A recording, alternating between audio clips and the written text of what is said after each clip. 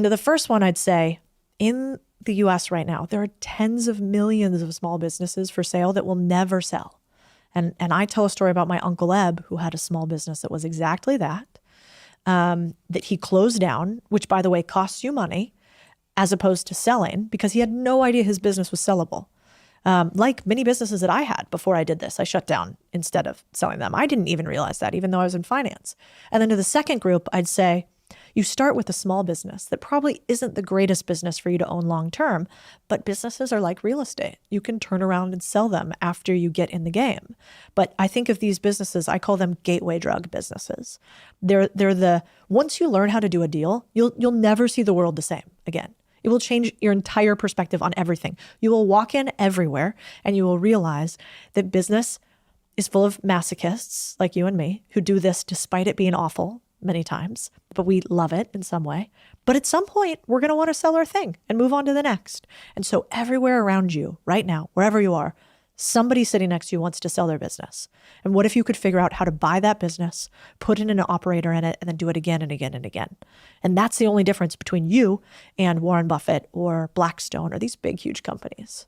Is it important to have competence in the area and the industry that you're trying to buy these small businesses in your point of view? Not really, no.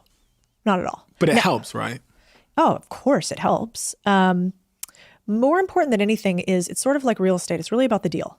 Can you read a balance sheet? Can you understand profit and loss, which is not that difficult to understand? And then can you figure out how to get to the person that can get you answers? So for instance, I didn't know anything about laundromats, but I knew a guy who knew laundromats.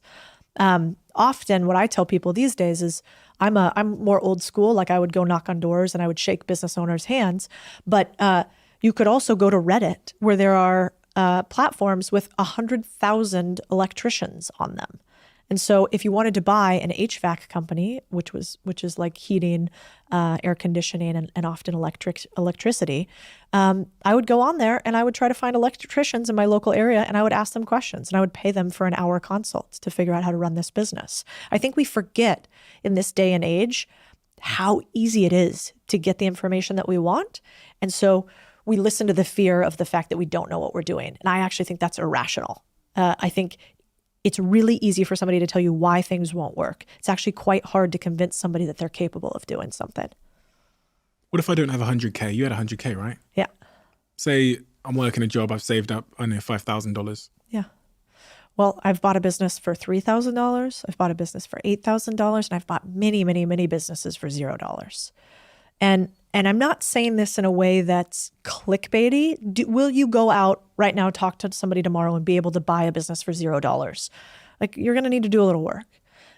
Just on the structuring of the deal, right? Just on the structuring of the deal. So they get paid on performance. Exactly. Or they get paid on what's called seller financing. Mm-hmm. So these, you can go and most small businesses below $10 million in revenue, 60% of them sell with some component of seller financing, which just means if, let's say, somebody manages your property here. Let's say that property manager makes $100K a year profit. They want to sell their business. You're a terrible tenant. They can't handle it anymore.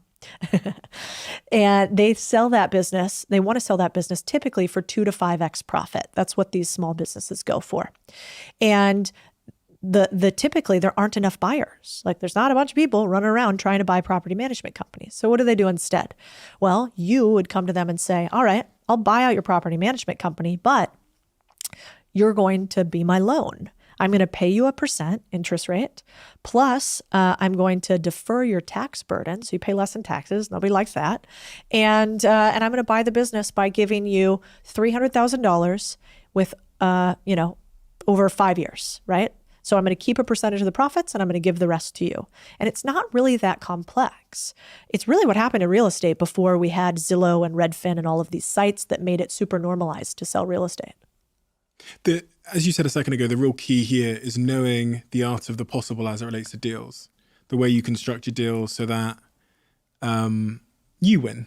Yeah, 100%. Basically. Well, and I think the truth of deal making that people forget about is that it is one of the very few things where it's never a zero-sum game. Yeah. So if I go to sell a stock, I hope that when I sold the stock, I sold at the right time and you bought at the wrong time, right? Mm-hmm. Like that's what we hope. in buying and selling small businesses, that doesn't have to be the case. I could sell my property management company to you. You could pay me 3x profits. And I could say, but if the company increases revenue by X amount, which I think it will with these tweaks, and I kind of help you a little bit, how about you pay me $400,000 instead of $300,000? And you would go, great. If you hit those metrics, no problem. That'd be an awesome deal for me. So there's plenty of ways to make sure it's a win-win. But to your point, this is why people are poor, because nobody teaches us the language of deals. And if somebody taught us not how to negotiate our salary, that's fine, but how to negotiate for equity and ownership, the world would look a whole lot different. But that's not in the big picture's incentive. It's really good for the little guy, not so good for the big guy.